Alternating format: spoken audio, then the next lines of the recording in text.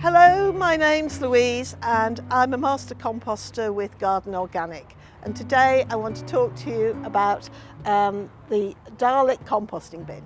Composting isn't rocket science. The big thing is you need to make sure that you have a good mix of materials on it.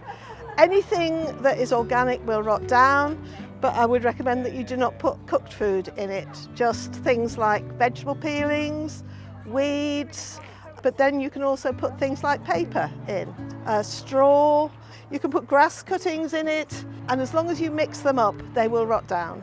These bins are great, they don't take up too much room.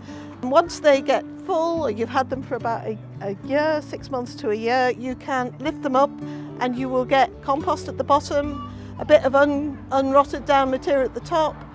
You can take out the bottom and then you can just start again.